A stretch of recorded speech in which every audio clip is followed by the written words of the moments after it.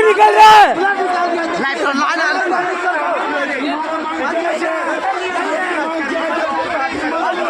नहीं नहीं, माथा फाड़ा है, माथा फाड़ा है।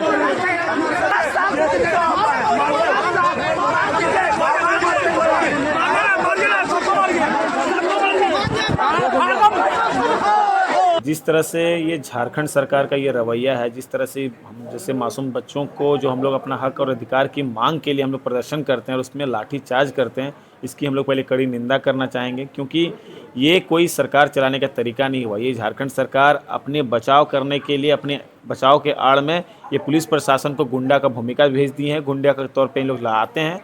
और आप लोग देखा होगा वीडियो के माध्यम से जिस तरह से मेरे पर लाठीचार्ज किया गया कि पूरी तरह से एकदम टारगेट करके मुझे जान से मारने का प्रयास किया गया। उस अधिकारी का हम लोग चाहते हैं कि उस पुलिस ऑफिसर का जल्द से जल्द उन पर कार्रवाई हो और उन पर बहिष्कार किया जाए। उनको हम लोग पूरे झारखंड में हम लोग पुतला दहन करने का काम कर रहे हैं। आजसू छात्र संघ इसमें और आजसू पार्टी हम लोग का पूरे संगठन हम लोग इस पर लगे हुए हैं।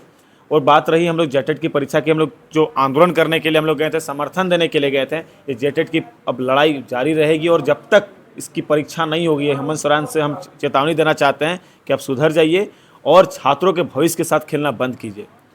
छात्र लगातार आंदोलन कर रहे हैं स्कॉलरशिप के लिए, नौकरी के लिए, एग्जाम के लिए, सरकार क्या कर रही है?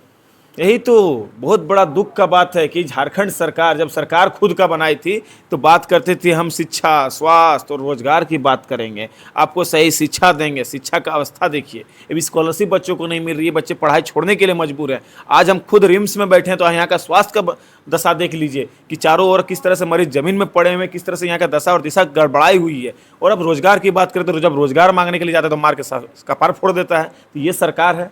इस सरकार के बारे में अब कितना तारीफ करें। सरकार को जब चोर बोलते तो तकलीफ होती है, जब कोयला चोराते तब अच्छा लगता है, बालू चोराते तब अच्छा लगता है, जब चोर बोल देता तो तकलीफ हो जाती है।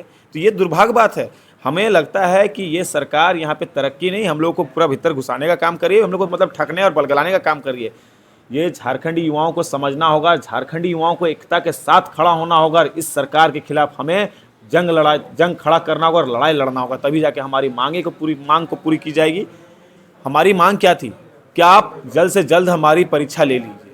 तो इसमें आपको भड़कने वाली क्या आवश्यकता थी, भड़कने वाली क्या बात थी? आप हमसे लड़ाई लड़ने के लिए, हमसे मारपीट करने की आवश्यकता क्या थी? आप जो लाठी चार्ज किए ये तो पूरी तरह से दिख रहा है वीडियो के माध्यम से कि आप हमको इंटेंसली हमें जान से मारने का प्रयास किया जा रहा है। अरे हमारी गलती क्या थी कि हम अपना हक अधिकार की बात कर रहे हैं? हमारी गलती क्या है हम अपनी मांग को रख रहे हैं? समझना चाहिए। आज मेरे मार्ग के सर फोड़ दिए। बोकारो में विस्थापित की लड़ाई में हमारा एक भाई जो शहीद हो गए, प्रेम महतो जी, सिर्फ इन्हीं लोग की लापरवाही की वजह से, जिसको सर में मार के उनको ऑन द स्पॉट उनका डेथ चल गया। कल में बबलू महतो अगर मर जाता तो इसका कौन लेता जिम्मेवारी? क्या ये सरकार लेती? क्या ये प्रशासन लेती? नहीं लेती। ये सिर्फ जानते हैं लोगों को दबाना, मारना और कुचलना। बबलू जी, झारखंड में अब तक 2 बार जेटेट हुआ है, उसके बाद आप लोग एग्जाम के लिए आंदोलन करने गए थे विधानसभा, उसके बाद आप पर लाठीचार्ज कर दिया जाता है। क्या झारखंड के छात्रों को भविष्य को अंधेरा में ढकेलने का कार्य किया जाता है? ये तो दिख रहा है, ये तो स्पष्ट दिख रहा है कि किस तरह से झारखंड सरकार गूंगी, बहरी और अंधी सरकार ना युवाओं के बारे में बोलती है, ना सुनती है, ना कहना चाहती है। तो ये दिख रहा है स्पष्ट तरीका से किस तरह से यहाँ ये सरकार चाहती ही नहीं कि यहाँ के युवा पढ़े, यहाँ के युवा बढ़े। इसलिए सबसे पहले स्कॉलरशिप को बंद किया, इसलिए रोजगार को बंद करने का काम कर रहा है और ये भी चाहते हैं कि यहाँ के युवा सब गले मरे। इसलिए हमारा स्वास्थ्य विभाग का भी ये स्थिति करके रखा हुआ है। अब प्रशासन आपको मार के सर फोड़ दिया, क्या आगे भी आंदोलन करते रहेंगे? क्या अरे झारखंड आंदोलनकारी का बेटा है। मेरे पिताजी जब झारखंड अलग राज्य की जब लड़ाई लड़ा जा रहा था उस समय मेरे पिताजी अहम भूमिका निभाते थे और सबसे आगे खड़ा रहते थे इस लड़ाई में। तो वो उस खून का बेटा हूं मैं, तो मुझे किसी से डर नहीं है। सर फोड़ने से कोई फर्क नहीं पड़ता, मेरी जान भी ले लोगे तो मैं कोई फर्क नहीं पड़ेगा, मुझे डर भय नहीं है। मैं जब लड़ने के लिए निकलता हूं तो मैं किसी को पहचानता नहीं, मैं लड़ूंगा और अपने हक और अधिकार की जब बात होगी तो मैं किसी को भी नहीं छोड़ूंगा। राज्य सरकार को क्या कुछ चेतावनी रहेगा? ये राज्य सरकार को बस यही चेतावनी रहेगा कि सुधर जाओ, वक्त रहते सुधर जाओ। राजा का बेटा राजकुमार बन गए हो, आपको साम्राज्य चलाने नहीं आ रहा तो सीखिए पहले। यहाँ के युवाओं के, यहाँ के जो जनता के साथ खिलवाड़ मत कीजिए, यहाँ के जनताओं के साथ आप छल मत कीजिए। आप इनको भविष्य सुधारने के लिए आपको बनाया गया, आपके हम लोग का भविष्य बनाने के लिए आपको बनाया गया, लेकिन आप भविष्य के साथ खिलवाड़ कर रहे हैं और कोयला, बालू, ईंटा, गिट्टी, यहाँ का जितना जो खनिज पदार्थ है सब बेचने का काम कर रहे हैं और निजी खजाना भरने का काम कर रहे हैं। एक तरफ जहाँ विधानसभा सत्र चल रहा है, जहाँ मंत्री विधायक सभी मौजूद है, ऐसे में उसके नज़दीकी लाठी चार्ज करना छात्रों को क्या देखें? क्या देखें?